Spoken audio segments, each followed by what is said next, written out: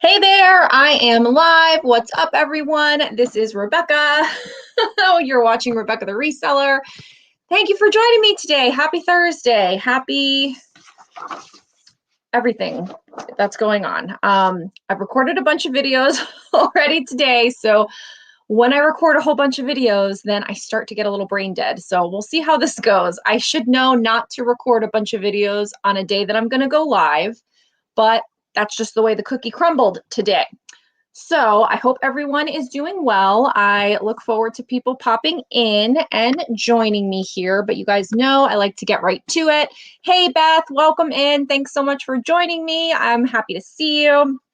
So this is something I started in January, and I want to keep going and do the whole year.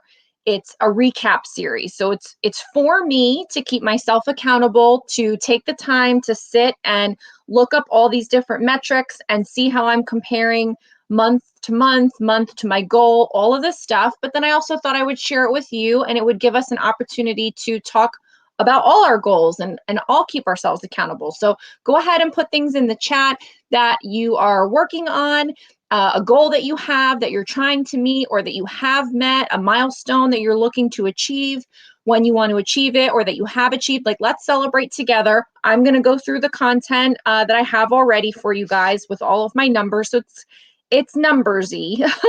So just FYI, but I am going to, put my commentary with it. And if you can't catch it all now and you want to catch the replay, that's cool too. And hopefully then once I'm done getting through mine for all of my February stats, then we can start talking about everybody else's stuff. So the big goal that I have for myself and my business this year of 2020 is to finally reach a $100,000 business. That is kind of like the big overarching goal. Like, I kind of don't care what else happens. Like, nothing else matters. I just want to hit $100,000 in revenue from all of my income streams in this year. It's just really important to me. It's something I've striven for, strove for, strived for, whatever, for the last 3 years, and it has eluded me. So if there's any year that this is going to happen, this is the year. So that's my big goal. And then I break it down with several other little metrics that I kind of look at to see if all of these things are going, then I'll be tracking where I need to be. And I am going to work on a video because my spreadsheet is finished. I hired someone the last few years to create a custom spreadsheet for me. And so I do want to do a screen share video of that so you guys can see the kinds of things that I track. But let me just start diving right in. I'll try to go through it pretty quickly, drop in whatever questions you have, and then we will get into the chat. So I have 2 Poshmark closets, and my goal for myself for the month is always to have $5,000 in Poshmark earnings. So that's earnings after the fees that Poshmark takes out. I have 2 closets. One is on my rack, which is all my women's clothing going to customers. That's my main reselling closet. My second closet is for resellers. It's called the Reseller Shop. It's linked down below. It's where I have all my reseller boxes. And so I make a little bit of money on there too. So for both closets, the earnings were $3,405. So I can tell, I already knew going into preparing this information that my reselling numbers were a little bit lower. It's because I'm only doing 10 listings a day. It's because I'm doing all these other projects. If I just focused on reselling, the numbers would be higher, more would get done. But I like spreading myself out into different things and having my hands, or like I say in my intro, I like to dabble in a lot of things. So for me, I'm okay that my reselling numbers aren't sky high because I like doing these other projects. And I also know, because I like to use my business as a way to work around my life, summertime when Gio's home, that's when more reselling work can get done because he'll be home and I can pop in here, take some photos, go play a game with him.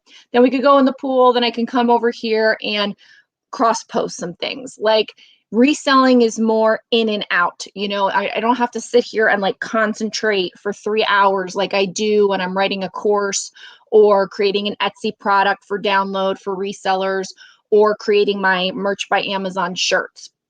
So for me, I know that summertime is going to be reselling time, and now is project time. Now is work on all these things that need all my brains.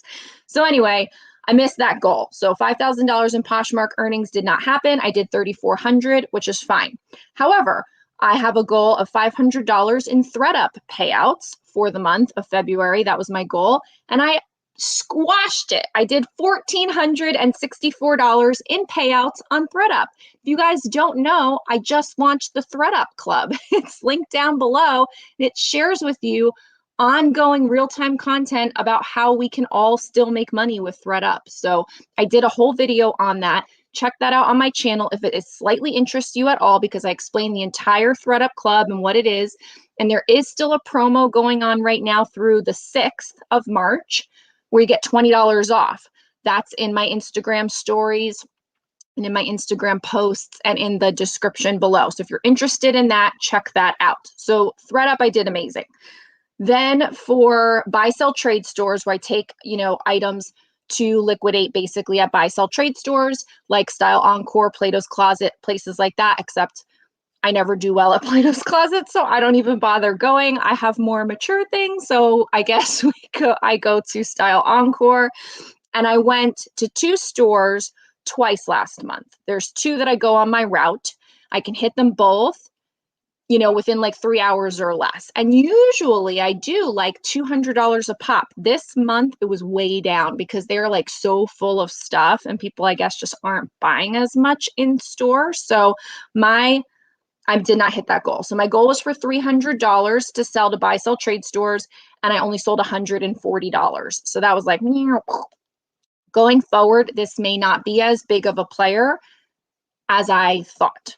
And that's okay because they don't seem to be doing so great right now. Like people aren't going and buying like they used to, so they can't buy for the store as much as they used to. They're being super picky because I used to be able to go with 3 or 4 bins, come home with 1 bin completely gone. And this last time I went with 2 bins because that's all they're letting me take right now. And it was like they barely took anything. So anyway. Next, my YouTube AdSense. My goal is $100 for the month. I lowball it because I want to make myself feel good when I surpass it. Plus, you never know. What if one month my channel completely tanks? It's actually going in the right direction. I'll share more about that in a second. Thank you for everyone that has been a part of that by watching and liking and commenting and all that stuff. So I did 168 last month, which is over $20 more than January. So I'm happy for that. My goal for myself is $300 in reselling products. This is also a low goal. I was really always hoping for this to be higher, and this month I did awesome. So my Etsy store, where I have all of my digital downloads for resellers, closet signs and trackers and listing forms and virtual assistant hiring forms and measurements photos and keywords lists and all of this stuff. I did $931 last month in that store, all from digital downloads. I've talked about how much I love digital downloads. If you have any ideas for a digital download, maybe you're a teacher and you can make like teachery things, or you're a homeschooling mom and you can do homeschool things, or you like art and you can do digital art prints. There's money to be made on Etsy with digital downloads. And so I appreciate everyone that has purchased one. Obviously, it's a tool for your business, and I hope that it is bringing you a lot of value. But I am also very grateful for the support because that basically doubled from January to February. And that's because I did release 2 products. I released the photo ready measurements form, and I released the sales phrases guide, and both of those did really well. Now, the other part of my reselling products is courses. I have now 2 courses. One is the Poshmark boutique course, which has been there for a little while. And then I just recently this month launched the ThreadUp Club, which it's in there with the courses, but it's not really a static course. I keep adding videos to it. I just shot a bunch of videos today to add to it. So it's more like a club than just a static course. But I did $361 in February. So again, I launched it technically February 28th. So that doesn't really count the ThreadUp Club. That's mostly just sales from the Poshmark boutique course. But so that was $361 right there. And then I do reseller chats, which is like my version of coaching or consulting. I hate calling it that. Just like chatting, you can pick my brain. I can give you some tips and advice. You can run some things by me. If you have a specific question, you can pick my brain. I can give you actionable strategies. So reseller chats, I did $160 worth.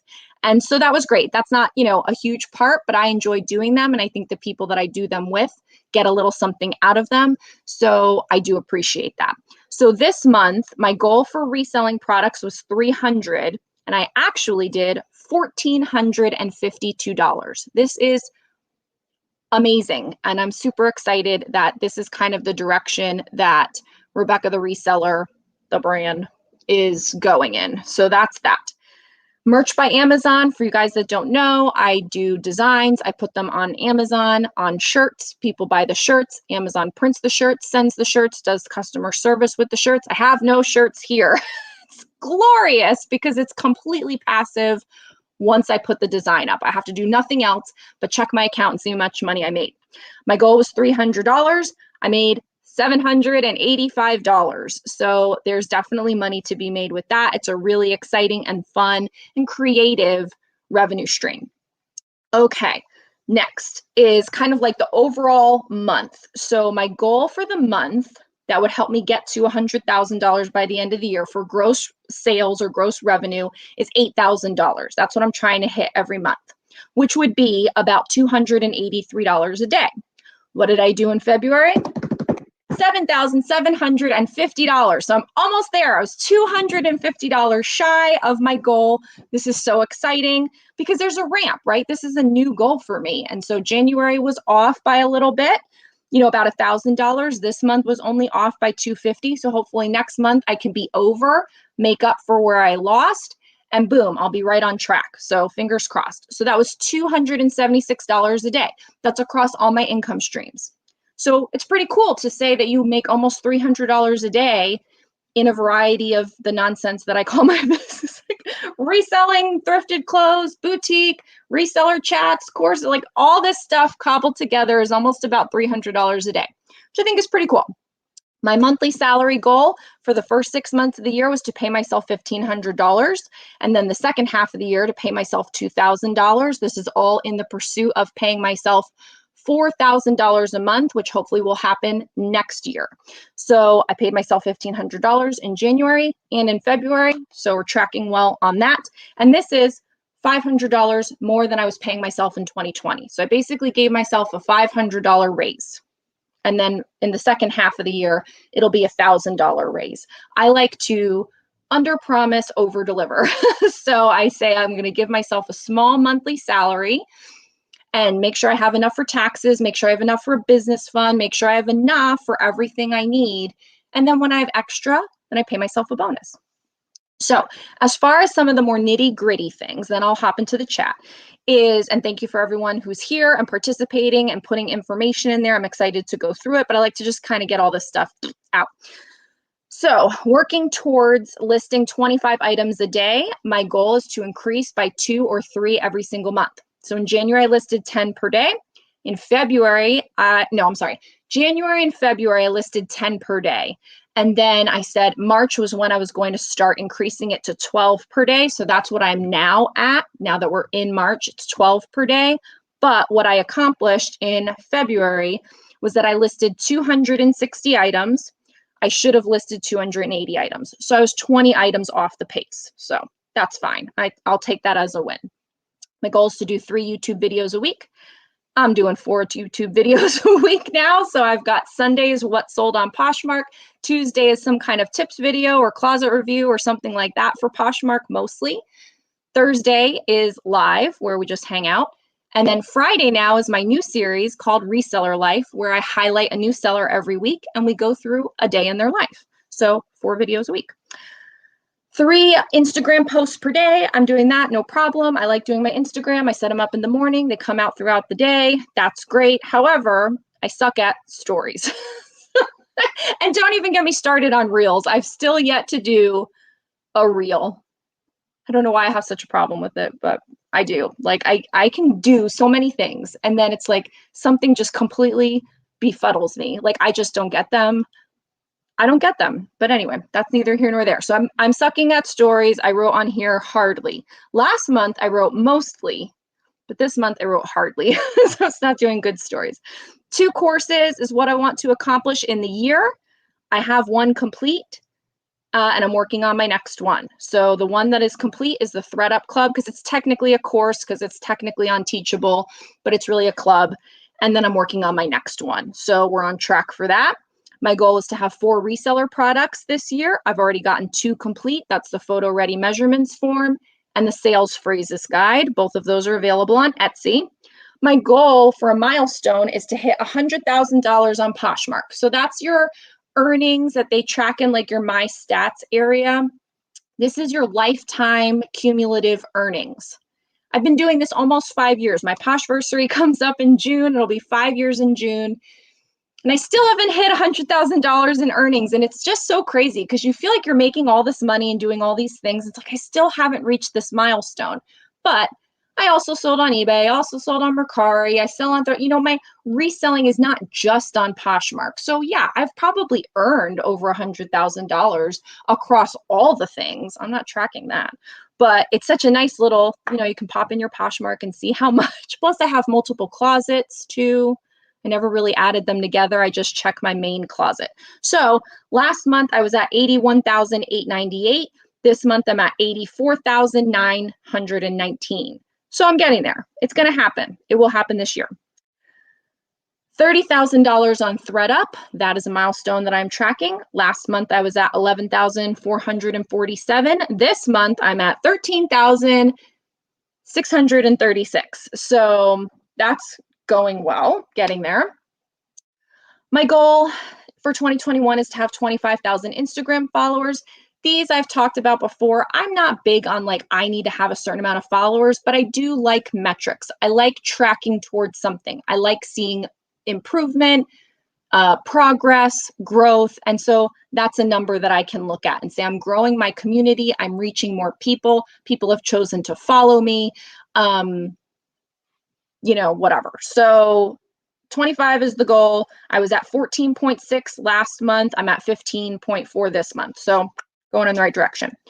My goal, my big, giant, lofty goal, which we'll see what happens, guys. I'm a realist, not always an optimist, is 50,000 views a month on YouTube. Can I ever hit that? I don't know. It's so far-fetched.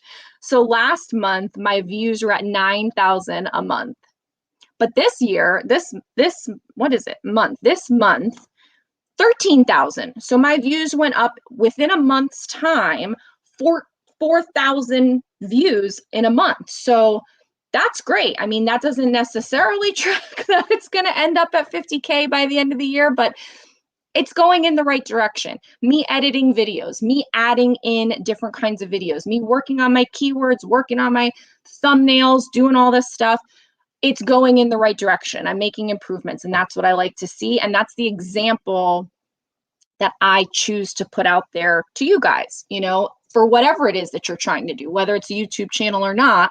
I want you to see me always relentlessly pursuing, whatever my goal is, and being happy and excited about every little improvement that I get. And then laughing if I don't end up actually getting to 50,000 views a month. It's fine. So, and 10,000 YouTube subscribers. I really do think that's doable. Last month, I was at 4,699 subscribers. This month, I'm at 4,968 subscribers. So I'm going to hit 5K real soon. I'm excited, and that is awesome. As far as completed projects, this is the last area. I kicked off Reseller Life, my interview series. As I mentioned, those come up on Friday, so I'm really excited to have that going. That's an official thing now. I launched my Thread Up Club, which I already mentioned. I launched the sales phrases guide, which I already mentioned. So these are big, important projects to me. These are things that I worked hard on to put out there as a tool for people, and to, obviously make a little money off of. And it's exciting when it all goes well. Anytime you launch something, it's exciting. I have my email list up and running now. And what I'm saying is 2 to 4 emails a month. I'd love to say I do a weekly email, but honestly, it's kind of time consuming to get all the links together and put it all together. And I want to keep stuffing it full of content that is helpful. So what I'm trying to do is tracking to see what people are clicking on. Because if you don't care that I put, my videos from last week in there, what's coming up for this week in there. I like to do a reseller spotlight where I spotlight other resellers' content, like maybe a good Instagram post that I thought was helpful or a really cool video. So I send people to other resellers that I think are doing a great job. That's where I launch my product. So anytime something new comes, the email list hears about it first. So I'm still like experimenting with it, and I don't want to overdo it with people. So 2 to 4 emails a month, weekly, or, every 2 weeks kind of thing. But it's launched, it's up and running. It is now part of my life. It is going. And I transitioned my entire inventory system from the loose bins system, which I will do a video on this soon so people know what that's all about, but transitioned from a loose bin system to my favorite system, which is prepackaged with a chronological number. And that has all happened. My mom came over and helped me for a few days. We sat outside with our masks on the patio and like weighed everything and packaged it all up so that I could get everything transitioned on Poshmark, add in the inventory number on Poshmark, then relist everything on Poshmark. That's all basically happened. Then I'm going to cross-post everything to Mercari, and then I'll cross-post everything to eBay. And then I will take over the entire world. And it's like this master world domination plan. So that's everything I've been working on. I don't know what you guys are up to, but I can't wait to see what's going on in the chat. And I hope that you guys are telling me all kinds of fun stuff.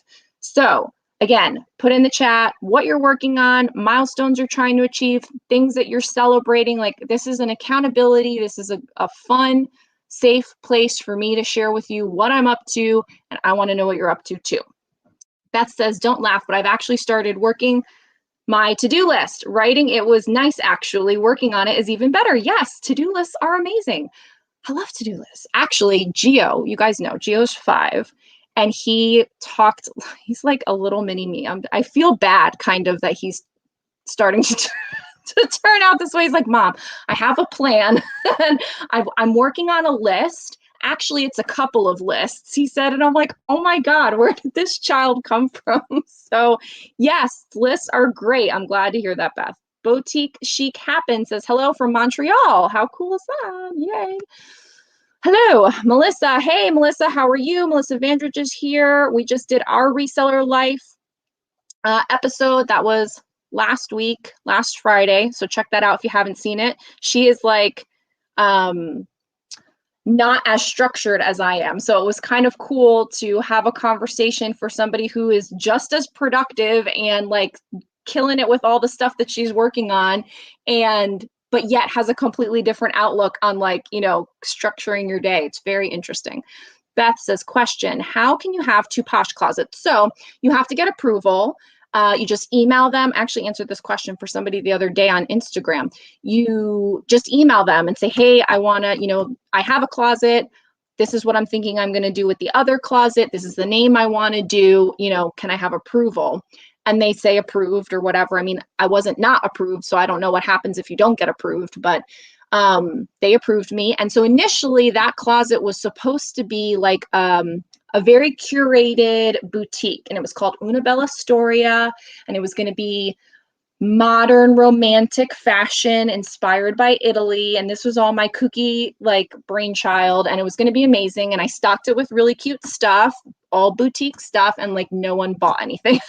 And I was like, okay, forget it.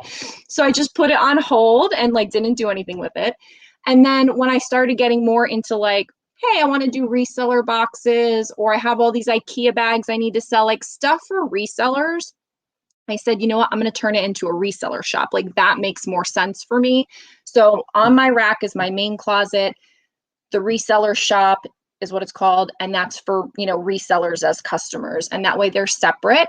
And I advise for people, if you are going to do something that has a very different business model, I may do a video on this. If you have something that you want to do a very different business model, like thrifted over here and boutique over here, or home goods over here and clothing over here, there's an obvious difference of how you're going to run that closet.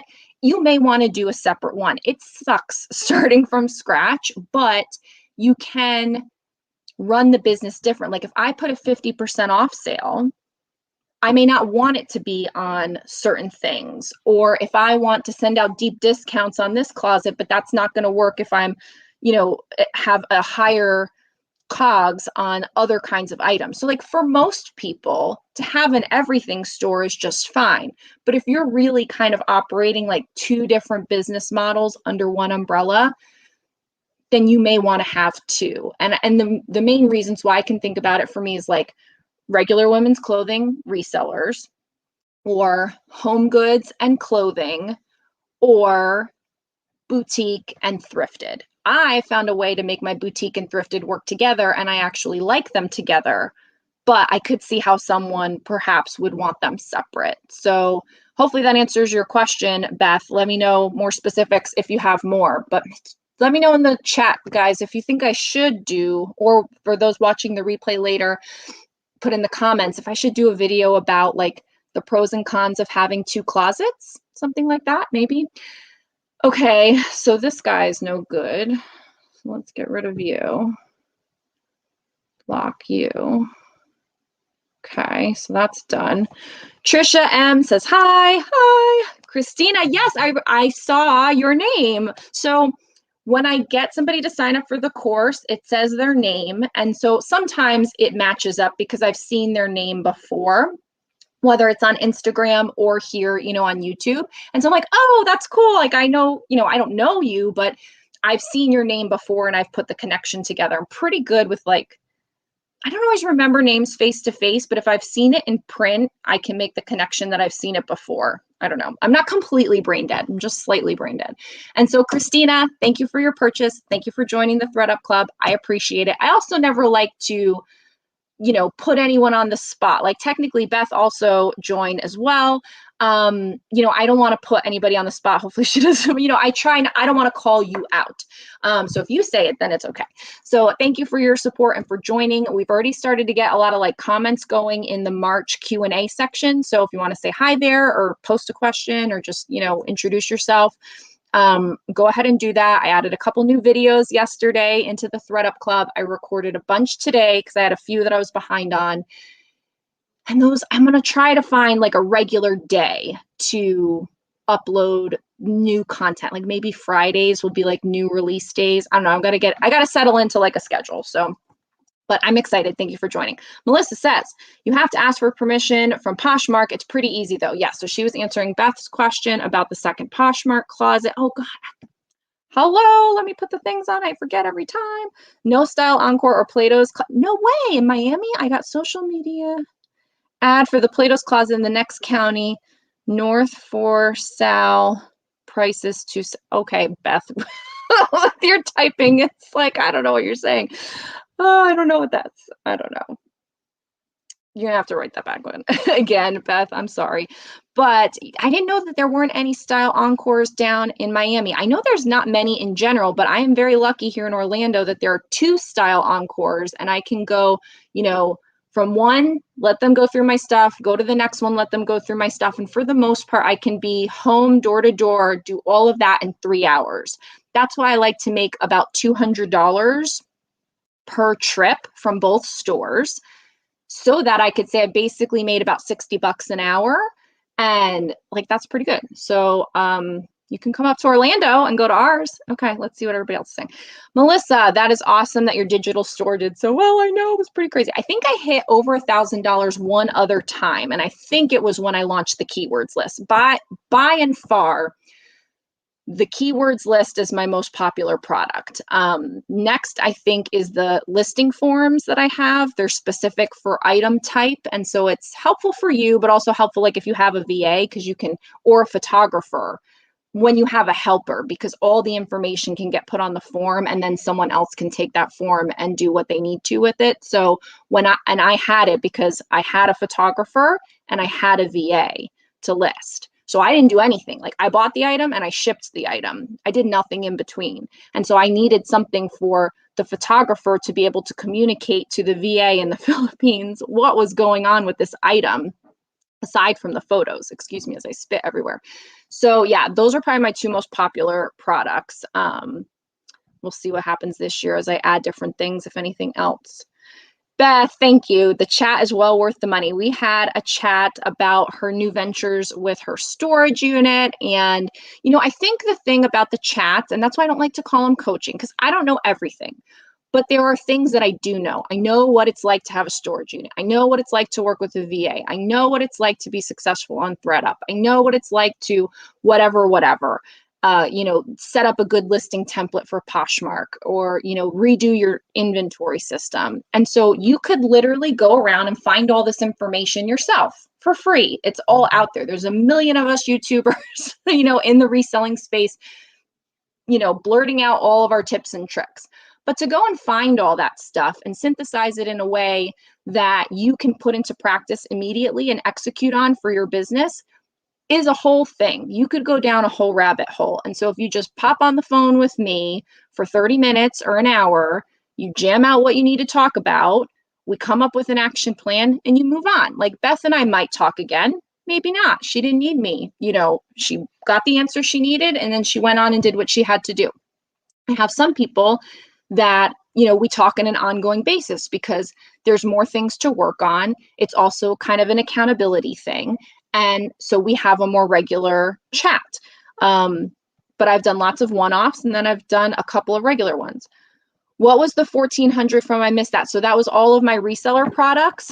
So it was the reseller chats, the courses, and the Etsy store all together was $1,400, which was pretty amazing. And then I think, if I do say so myself, 1,400 also for ThreadUp payouts. So my goal was 500 for ThreadUp payouts, and I did $1,464 on ThreadUp.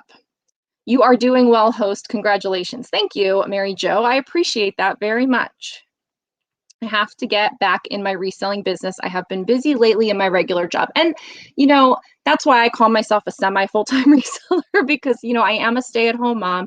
Gio is in-person school now. And so I have more time to kind of dive into all this crazy stuff. But this has been a long time coming for me. I've been wanting to do so many of these things for so long and just didn't have the time. And he was home with me. And so there's only so much you can get done in a day when you're a stay-at-home mom. And then homeschooling with the freaking pandemic. So, if you have a job, there's only so much you're going to be able to do. You only have the nights and the weekends or getting up early or whatever, and you have a family and, all these things. So cut yourself some slack. When I talked about going from 10 listings a day to 12 listings a day, there were some comments on Instagram about, people saying I'm just trying, I do 3 a day, or I'm trying to do 5 or whatever, but they're part-time. I think 3 to 5 listings a day for a part-time person is amazing. The main thing I think that a part-time person, if you can conquer, is just being consistent, just having a daily goal, a benchmark, a baseline minimum that you're trying to achieve. If you're part-time, I think that's where you can build a consistent, reliable business as a part-time person. It's when you're saying, I'm part-time, I have a regular job, and so I do what I can. That's a hobby. And that's fine too, a hobby business. But to be part-time and have it be a regular, consistent business, whatever size it is, I think you need the consistency going in so you can get the consistency coming out. So I don't know if that's what you wanted to know about. That's what I talked about. Beth says, I feel you, to Mary Jo. I'm working on some real estate property management stuff, and I'm desperate to get back to my listing goals. Beth, you have a lot going on. I know that. Oh my gosh. Oh, what happened over here? Let's see. Rose says, good morning from California. I have a short break in between distance learning classes with my son. Well, thanks for spending it with us. Hope you enjoy. Hope he is doing well. And hopefully you guys can, get back to normal life soon. There's some people on our block that are still doing distance learning. For Geo, for VPK, we did decide to go back to his little private school because it's not full-time elementary school. If it was elementary school, I might still be keeping him home, but because he's not yet in kindergarten, it's just a little private school that he goes to. I felt more comfortable with the measures that they were taking to actually have him go in person. Dynasty says, hi, Miss Bex. A fellow Jersey girl here now in Vegas. I love your content. Yay. Oh, somebody hasn't called me Bex in a long time. That was really cool. Thanks for that. Yay, fellow Jersey girl. And I've never been to Vegas. Like, I don't even know how that's possible, but someday I will get out that way. I hear it's pretty cool. Love your content. Thank you so much for being here. I'm just trying to list 5 a day consistently. Rose says, I love making lists, but I love to do them on paper and always. So I prefer paper too. So much I prefer paper. And I really actually struggle with doing things on paper, but wanting them to always be in my phone. And so I really just kind of resigned myself to, I have to make it work with my phone. And so I use a Google Sheet. I think I did a video on this, and how I manage everything. And I have like personal to-do lists and business to-do lists on there. And that really has worked for me because I can do it on my phone. I can do it on the computer. And so it's not on paper, but at least it's everywhere I am. And so doing it on the computer is easier because you can kind of type better. I'm a terrible typer on the phone, but at least then you can see it everywhere you are when it's on the phone. So if you can try, you know, I have a combo between Google Sheet and then the notes feature. I've tried a million to-do list apps, and I hate them all. They're all terrible. So hopefully you can try even just a simple notepad. And, you know, it takes time to make a new habit. Give yourself some grace and see if you can get it to work over time. Mary Jo says, I will try to do 5 listings every day too. That's awesome. I hope that you will. The thing is, you just got to commit to something, even if it's not a lot. So if 5 is a big stretch for you, commit to 3. If 3 is a big stretch, and that's okay too, commit to 1 every day. Once you've done 1 every day for 2 or 4 weeks, then do 2 every day. And I like small incremental changes. That's why I'm not saying, Rebecca, you have all the time in the world, just do 25 listings a day. Like, no way, that's terrible. But I could do 10 listings a day to 12 listings a day. Like, that's not going to ruin my life. And then when I'm at 12 listings a day, I can go to 15 listings a day. That'll be an okay jump. And so I keep doing it little by little. I like that In the Rack doesn't have your personal info. Is it an LLC? So it's on my rack, and it is not an LLC on its own. It doesn't have my personal info. I mean, when I first started, I was like Rebs, blah, blah, blah, whatever I signed up with. And then I changed it to Mom Roar Boutique, which was probably, you know, derived in some kind of like, you know, mommy, I've gotten no sleep, you know, because Gio's only a 6-month-old baby or whatever, and like sleep deprived, you know, haze that I was in. And so for a long time, I was Mom Roar Boutique. And then it wasn't until last year or the year before, I think it was the year before, 2019, I think, I rebranded to On My Rack. And I love it. And I'm not going to change it. I love it. And it works well. So if you can find something that is not your personal name or whatever, but can be, you know, just kind of like a cool, interesting entity on its own, then I think that would be good. I am like in flux of my LLC status, I guess I should say. Like, I filed one, but I don't do my taxes under it. I do my taxes as a sole proprietor, but I talked with the CPA this year, and then he thought, like, I'm kind of on the cusp of that, perhaps, you know, in the future, as I grow, if I maybe hit that 100K timeframe, like, then we would do an S Corp. And I don't really know too much about it. I know that Daily Refinement, one of the people that I like watching, Chris, I think he's an S Corp. And I don't, you know, I'm not a tax person. I don't really talk about that stuff here, but it's one of those things where it's like, I want to be very official, but at the same time, you know, you have to do what makes sense. And there are actual legal and tax ramifications for these things. Like, I'm paying taxes on it. I've been paying taxes. I'm completely above board. I have nothing to hide. But I do need to, you know, do the entity part. And that's, you know, it just takes it to another level. That seems very official and scary. I was doing well back then by doing it. Good. Beth, I checked out your Posh closet. You have some really high-end pieces. Curious where you were sourcing from. So I tell you guys a lot of things. There is one thing that I keep from you, and that is my source. I can't tell. I can tell you that I source bulk pre-owned clothing. And that's all I can share. So it is something where I for a while I was recommending B&G, and I stopped doing that. A lot of people are recommending Jomar, so you can kind of see what people are doing the unbox. I've yet to even go on their website and get a box. Every time I go on, the box that I want is never there. So I'm not a Jomar affiliate or anything. There's a lot of different options. I don't recommend any of them right now. I haven't really found one wholesale or liquidator or anything like that I can recommend.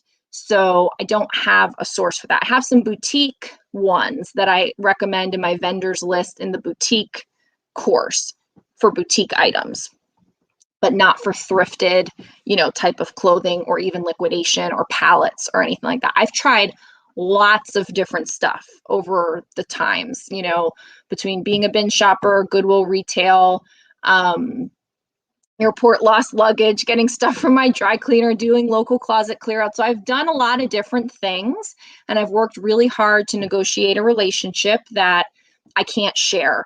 And so right now that's what's working for me. Now, I do what I can to take some of the items and put them in reseller boxes so that people do have access to some of the brands that I have access to. But I'm not at a scale yet with this supplier that I could do more than I'm already doing. But I do have boxes. I always have bread and butter. I always have better brands. I always have new with tags. I have flawed, and I have no size tag boxes. So those are always available. And I, on the bread and butter, I don't even make any money. I just do it at cost. Because, those are some brands that I don't want to put in my Poshmark closet. Not because they're not good brands to sell, but because I'm 5 years in and I want to do other projects. I don't want to be a slave to reselling. I want to do a certain amount of reselling a day, and then I want to do other things. That's what makes me happy. We've talked about that before in other lives. So for me, I can't spend the time on all the Chicos and the J. Jill, even though they'll totally sell. And I'm not snubbing my nose at the profit, but I want to challenge myself to do different and other things at this point in where, in my journey. So I can't share the source. I'm sorry, Beth. I do have a lot of nice things, but I will tell you, some of the nice things sell, and some of the nice things are just nice things sitting in my goddamn Poshmark closet. So just because this is what I'm learning, because when I would go to the bins, I'd pick up all the Chicos and all the J. Jill and all the White House Black Market. And I was like, yeah, I got all this stuff and it was super cheap and I'll sell it for $20 and that's great. Now I like doing other brands, but I also find that, there are resellers, I love Mogi Beth. I love watching her. I love how she's been able to cultivate this, she calls it mid-level luxury and all this stuff. And I'm like, I want to be Mogi Beth. And then I'm like, but I don't get, the things that Mogi Beth gets. And I don't know the things that Mogi Beth knows. She knows what she's talking about with these brands because she loves fashion. And I don't. So, I can't pretend that I do. So I have high-end brands that don't sell. And so I'm just basically circling them through. Sometimes they go to ThredUp, sometimes they go to Poshmark, eventually sometimes they'll go to a buy sell trade store. Because if, eventually I'm going to be on, eBay, and we'll see how that goes. I think that will help with a lot of the more obscure, made in Italy, kind of high-end brands. But, on Poshmark, it's got to be high-end so you can get a good payout, but it also has to be recognizable, popular, trendy. Also, just because you have a high-end designer piece doesn't mean it's going to sell on Poshmark. And you have a lot of people that don't know what they have and they'll sell things for cheap, or they're desperate for money, which I'm not judging, because some days I'm desperate for a sale and I let something go at a cheaper price than I would like. So I totally have been there. But so the comps on Poshmark and the market on Poshmark sometimes is all a flux, because it's like you could have this super duper high end $500 thing and it sells for $25 because somebody did find it at the bins and they're happy to get $25 when really maybe it should be selling for 150 or whatever. I don't know. I'm just throwing stuff out there. So I have a lot of nice stuff. That doesn't mean that they all sell, because if they're still in my closet, they haven't sold yet. But I have been leveling up what I've been doing. I also have been sourcing a lot more online. You guys know I did that video, No More Thrift Stores, where I'm not really going to thrift stores anymore. And I'm searching out things specifically to buy them to sell.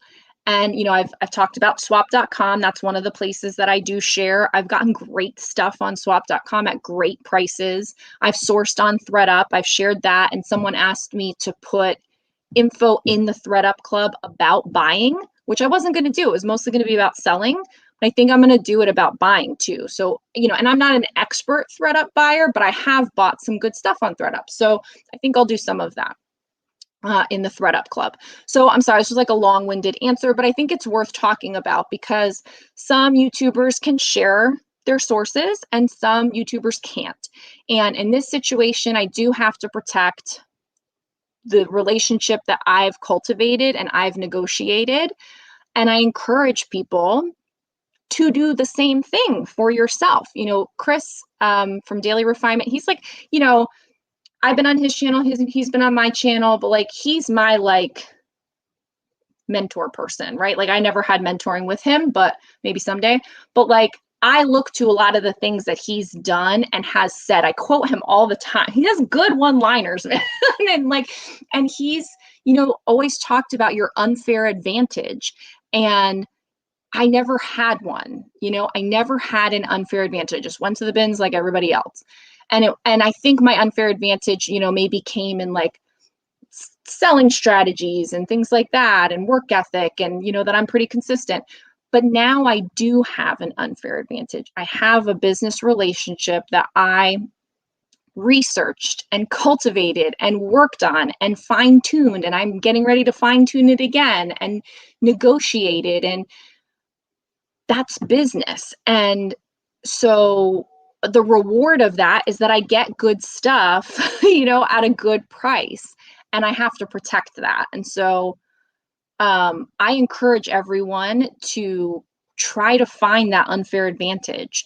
See who you can talk to, build relationships. Maybe it is your dry cleaner. Maybe it is airport lost luggage. Maybe it's something completely else. Maybe you have a local liquidator somewhere. Like maybe it's a friend of a friend who is in, I don't know, that works for Macy. I have no idea, but you can find those things, but you do have to put in time and effort to work at it. I'm not saying I left Beth's comment up here. I'm not specifically talking at you, Beth, but I'm talking in general. But I hope that helps. Okay, sorry, enough of that. I'm cool, Rebecca. I'm a knowledge sponge. I know you are. You are awesome. Beth says the store was for sale. The Plato's Closet was for sale. Oh, got it. Price to sell.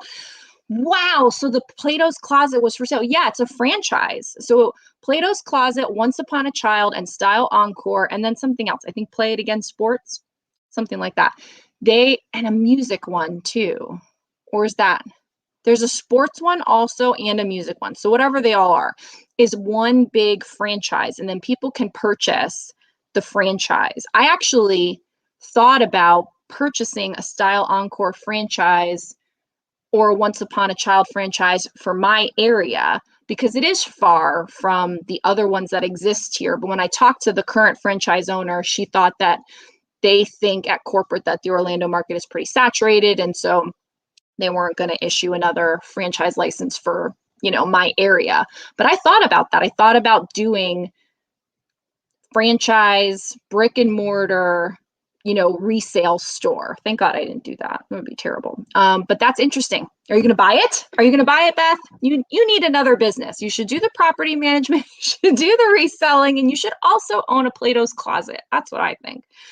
NE-Day, or NI, I'm sorry. What do you do with low dollar new tags item from a pallet purchase? Do you directly send to buy, sell, trade, thread up, or list first? I mean, it would really depend on what it is, but I have purchased pallets before and I have gotten that low value stuff, or I've gotten liquidation boxes and gotten that low value stuff. Just really depends on what it is. Can you lot it up? Can you try to take it to a buy, sell, trade store because that's like an easy offload? Can you put it in some kind of box, a lot, a reseller box, a bundle or something?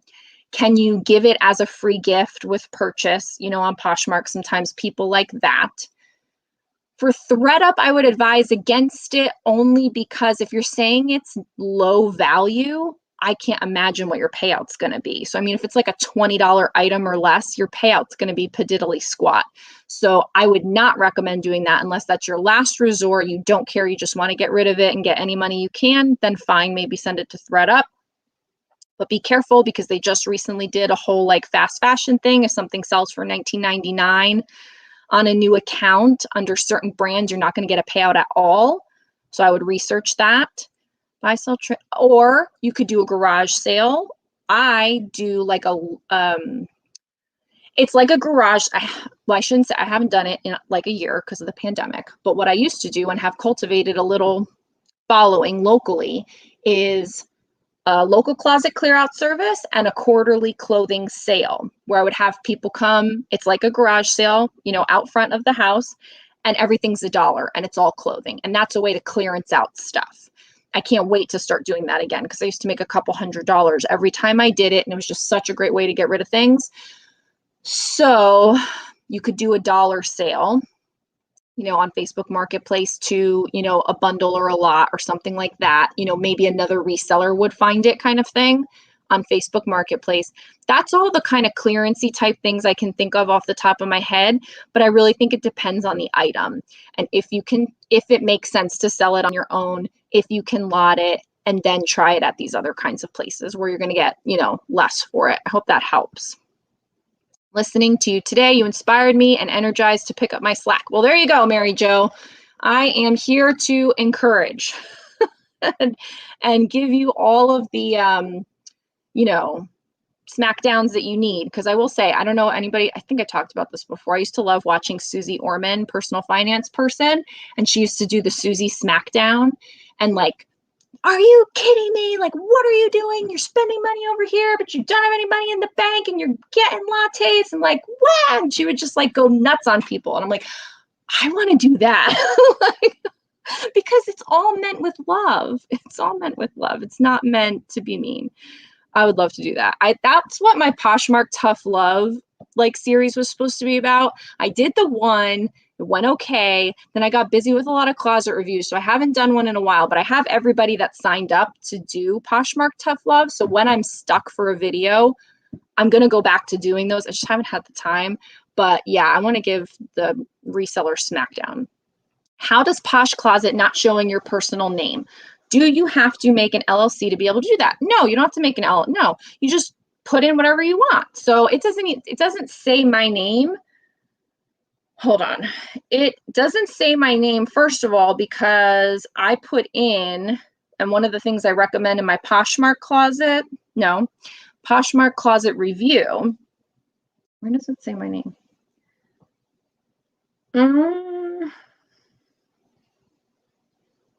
I don't know. But when you go to your profile where it has the name field, you can put in like exclamation points or whatever, the sign that makes the box thing. I just copied it from somebody else. And basically what that does is it takes away your name. So it's like pretends you have no name and you just put this character in there, and that will help you get to the top of followers list. So if I'm following you and someone goes to your followers to then follow them to try to get more followers, I'll be at the top because I put in the special character so that higher up in the alphabetical order. And then I get more followers because of this, because most people don't make it to the bottom of the list. They like start following and then something happens and they stop. So if you're at the top of more people's lists, you'll get more followers because you're at the top. So I took my name out, not because I changed it from like Rebecca's Closet to On My Rack. I changed it because I wanted more followers. I did that a long time ago and it has worked well. So it is one of the things I recommend in my Poshmark closet reviews. So, you can just go to your profile, change the name to the thing with the special characters, go look on a list, see what they are, and just copy and paste it, put it in there, and then your name will pop up at the top too. I hope that helps. But yeah, it has nothing to do with LLC. You can name yourself whatever you want. Like Friends reference Princess Consuela Banana Hammock. So when Phoebe talks about that crazy name and she like changes her name, and then her husband to be changes his name to Crap Bag, you could change it to that if you want. That's where my mind went on that. I wholeheartedly support you keeping your sources to yourself. I have some unfair advantages too. Thank you for understanding, Beth. I always feel I don't get asked a lot. I don't. But when I do, I feel completely scuzzy because I really do believe in sharing everything I possibly can with you guys. Like I just told you all the numbers. Like I share everything with you. And there's two things I can't tell you. One is the source and one is something I can't even tell you what I can't tell you. You all probably know what it is. And so those are the only two things I'll ever lie to you about. And that's it. So otherwise, I'm pretty much an open book and share everything. So it's like, I don't know, maybe most people don't care and they just come on here and they tell whatever and they know that they're hiding something, but I don't think most YouTubers do that, but I'm sure there are some. But it does feel odd when the whole point of doing a channel is to share information with the goal of helping someone else or just to have camaraderie and build a relationship with people and share. And then there's this one little thing that you kind of hold back. Like for a while, when I was doing reseller boxes, I was doing them secretly. And the reason why I did them secretly is because I wanted to prove to myself and as a general information point, that you could do reseller boxes without a social media following, that I'm not successful at selling reseller boxes because I'm Rebecca the reseller. And, let's whoa Nelly on the fact that, I'm not some big social media thing, but I have my little group. You guys are my group. And so I wanted to prove that if you didn't know who I was, you weren't just buying it for me because I'm on YouTube or because I'm on Instagram. The people that bought those boxes were random people on Poshmark. And they came back again and again. And I made thousands of dollars selling these reseller boxes. Then once I proved that and got my systems down and everything, that's when I announced it on my channel, this secret project that I'm doing. This is what it is. And I told, and it felt so good to tell because I hated keeping that secret, but I'm working on some information around that too. So that'll be coming out soon. For those that are interested in that. But yeah, I mean, I don't like to keep secrets from you guys. I really don't. So thank you for understanding, Beth. You made me feel better. What percent of your gross income do you suggest folks set aside for taxes? So I'll tell you what I do.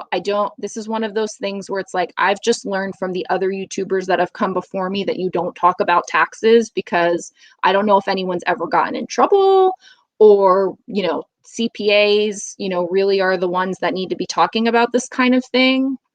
And everyone's situation is so unique per state, per your family situation, per everything. But what I did was I set aside 15% of my gross revenue. And that was just enough for this year. But this year was an odd year in that, and I say this year, meaning 2020, because I just did those. So 2020 was an odd year in that my revenue went up, my expenses went down, and so my taxable income went up. And so I just saved enough. And so it was fine. But had I not saved all of that, I would have been in trouble because I just didn't have the deductions in this last year because I wasn't paying tolls to go to the bins, no mileage, no thrift stores, no mileage, no nothing, no mileage, no storage unit expense, no labor. I got rid of my virtual assistant and my photographer, like no meals, no thrift trip to New Jersey to go see my mom, like none of that happened. So it was great. Revenue went up. Great. I made more profit. Bad. I had more taxable income, but I saved enough where it was fine. This year, I think what I'm going to do is do 20% of gross or 15% of what gets deposited in my accounts, because we all know the fees come out before. So sometimes to figure out the gross is kind of hard. You know, you can do it, but like I try to do everything like per what's coming into my account. I try not to do a ton of math, basically. It's hard to explain. I don't want to get it. I talked a lot about it in the Profit First video that I did when I read that book, my Reseller Finances video about how I handle all my accounts and divvy up the money. This is a big explanation video. I don't have the brain power for that right now, but I think I'm going to do 15% of what goes into my account, which should hopefully be about 20% of gross. That's loose. That's a loose estimate as an increase from what I did last year, just to be on the safe side. Because here's what I would rather do. Even though it's most people would probably say, Rebecca, you're stupid. You should use that money in your business, pay yourself with it. Don't just have that money sitting in an account. But I do. I have it sitting in an account. You know, I put that money in the tax account and it stays there all year. And by the end of the year, I have tens of thousands of dollars in there, or 10,000. Last year, I think I ended up with $10,000 in there, and it was just enough. So this year, I want to make sure that I have more so that I don't have that anxiety around tax time, which was like, I went into that appointment knowing that I was going to get my smackdown by Uncle Sam. And I totally did. Like Uncle Sam was like, you know, it's like, I mean, I had the money, but just the idea that he was going to take all my money made me very upset, because the goal is always to save more than enough. Then I, you know, pay some of it. And then the money that's left over is like my year-end bonus for being such a great business owner. And this year I didn't get the year-end bonus. So I was kind of sour about it. So this year I'm going to save a little more so that I know for sure I'm good to go. I don't know. I'm also going to be better about being, I don't want to say aggressive on my expenses, but mindful of my expenses. Like, how can I do deduction management, you know, and make sure that everything that I'm doing is making good sense all around, not just for me, for Rebecca, not just for the business in terms of revenue, but also for the business in terms of deductions, and not, you know, no fudging, no, you know, pretend meals and, you know, things that you shouldn't be doing, none of that, but like just making it work for you and working within the deductions that are allowed. And just being more mindful of that. Because I'll tell you, sometimes I get really lazy. I have Mile IQ, and I get really lazy and I don't swipe for personal or swipe for business. And then I don't know what they are. I don't remember where I went. And 2 weeks later, I'm just like, they're all personal, because I don't want to say something's business and then it's not. Well, Rebecca, 2020 hindsight, you probably shouldn't have done that, because then you would have had more miles to write off if you actually wrote down all the miles that you did do. So, you know, it's things like that. It's just taking a little bit more time to make sure that I'm tracking all of my proper deductions. So as usual, Beth, that was a long-winded answer. So no, it's not 30%, but that's me. And so if you think you need 30%, then you do 30%. Or if you know that it's been in the past 30%, or you want to, you know, err on the side of caution, do 30%. But like you're, you know, especially if you're doing it as a sole proprietor, your whole tax situation is going to be completely, like, you guys have properties and like our tax situations are so different. So, you know, my 15%, 20%, I don't know what yours should be. So I would, if you've paid taxes previously, including your business income, look at what your, what do they call it? Not your estimated, what is the word? Where they tell you like, it should be this tax rate, but it actually ended up being this tax rate because of all your deductions. There's like a word for it. it's not estimated, something. You know, so see what that is and maybe go along that, because that is, I think, what I tried to do. Like, I tried to come up on the low end and the high end and kind of pick something in the middle of those tax rates. Wish I don't have it handy of where it's going to drive me crazy what that word is. But yeah, so try to come up with something that is in and around what that rate is. And I'll say it on your return, like at the end of the summary page, it will have a number there. And then maybe call your CPA. I'm sure you have one since you have your properties and everything, and ask what you should set aside, you know, in that person's opinion, because it is hard. Because you don't want to set aside too much and just have it be sitting there. But in my personal opinion, I'd rather it be sitting there knowing that it's ready and waiting than I have to scramble to find a few $1,000s to pay my tax bill. That would like just drive me nuts. Melissa, hopefully that helps. Melissa says there are just some things you have to keep to yourself. Thank you. I appreciate that. Yes. Rose says, time for class again. Thanks, Rebecca. Have a great weekend, everyone. Thanks, Rose. I'm sure you're already gone by now because I am behind. Adjusted tax rate. Melissa, is that it? Yes. Thank you. It still doesn't seem right, though. Is that right? Okay. Adjusted tax rate. Maybe. I thought it started with an I. That's what I have in my head. So, but yeah, adjusted tax rate. That sounds right, because it's adjusted based on, you should be taxed at this amount, but after all your deductions, you're actually taxed at this amount. Adjusted tax rate. So there you go. Oh, here, she says it too. She or he, I'm sorry, I don't know. Adjusted. I feel better now.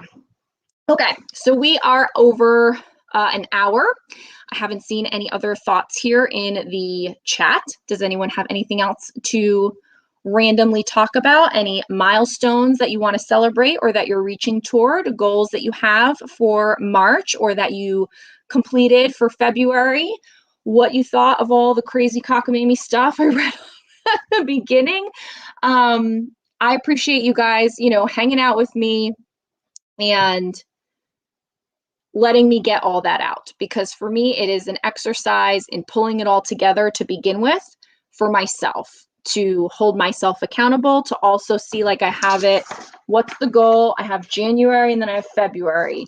So that way I could easily see, you know, this month over last month in comparison to my goal. Am I tracking in the right direction? So I would encourage you to do something similar. It doesn't have to be all, you know, Rebecca with like 5 million categories on here. If you have like 3, that's probably more than enough, you know, for your sales and maybe your expenses, or for, you know, your different platforms or whatever. And then just track it month over month and see how you're doing and see what things you're doing to, you know, improve. So let's see. I need to figure out what I am going to do with my second closet. LOL. Yeah, I mean, you can do, you know, you don't have to do it. I mean, let it sit for a little while and let the idea come to you. Like, you don't have to do it. I will tell you that, I mean, when the pet thing came out, I was like, oh my God, I think I need a third closet. I want to have a pet store. And I was like, no, Rebecca, stop. Stop. You cannot have a third closet. You cannot be just, you didn't even figure out everything you're doing with women's clothing yet. Let's get that, you know, bing, bang, boom, done. So, I mean, if you're just niching down, let it sit. Don't do anything with, I mean, it's up to you, but you're just niching down. You're just kind of going to get in a flow. You've gotten rid of all these things in your reseller boxes. You're going to keep doing it or whatever, which is great. You know, like solidify that some more, feel really good about that. And then, you know, and then open up again with a second closet. And you could, like I said, you could rebrand it, because like I said, initially mine was called Una Bella Storia, and it was this whole one kind of fashion boutique thing. And I didn't make any sales on it, but I had listings. So I took down all the listings, I changed the name, and so it was like a completely fresh closet. So that was good. And I like having my reseller boxes separate from my regular closet. I like that, but some people may not want that. So I don't know what, you know, what you might do with it, but it is hard to manage 2 closets. Like on the I'll say this and then we'll get going. On the reseller shop where the boxes are, I check it in the morning, and I made a rule for myself. If I ever go in there to check something, I'll share them, but I don't go in there specifically to share them. Also, because I do have the Rebecca the Reseller following community people, you guys. And so, on Instagram, on YouTube, I can share about the boxes and that generates some traffic and sales. So I don't need to be like constantly sharing them out like I would regular items because it's for resellers and I have this audience. But every time I do go in there, I share those items. But having two closets, and you were actually trying to, parallel make them both work. I mean, that's double listing for the algorithm, double sharing, all that stuff. So it is attractive of an idea to have a second closet. And this is working for me right now. But if I were doing like home goods and clothing or pets and clothing or whatever, and I was trying to really make them both go in tandem or in parallel, it's hard. It would be hard. And I know there are people that utilize assistance of the automation persuasion for their closets. And so then that means you need probably two accounts for that, and you need to pay those fees twice. So there's that. So it's a whole thing. It is a whole thing. Great content. Thanks for your detailed answers and the recap at the beginning. It's helpful. Thank you, Beth. I appreciate it. Thank you for always being here. I really do appreciate it. Haha, that is funny about the pet. Oh my God. When they said that, where did I?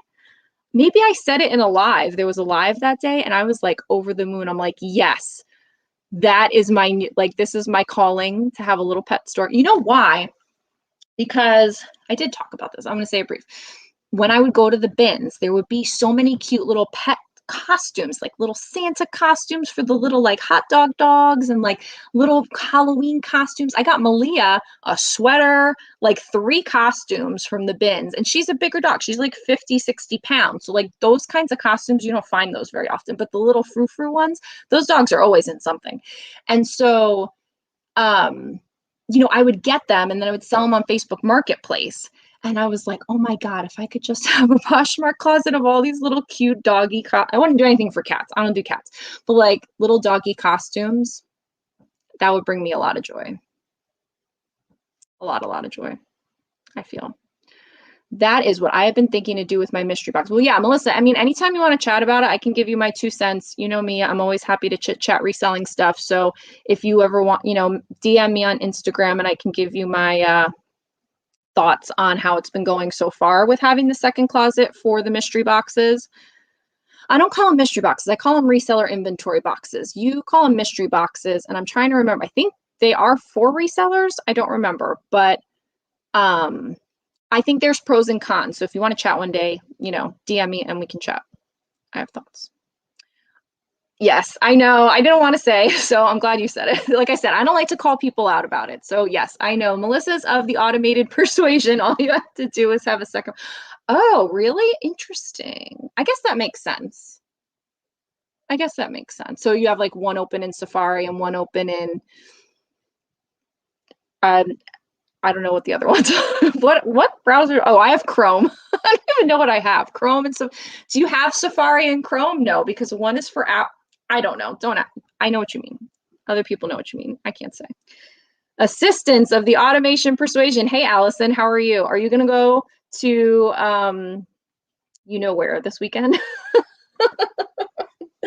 No, we can say, I mean, for those in the Orlando area, Our Style Encore has clearance sales from time to time, and there's going to be one this weekend. And so I'm like, how can I get out of Gio's last football game any earlier so I can make it to the sale? I think I'm going to be late.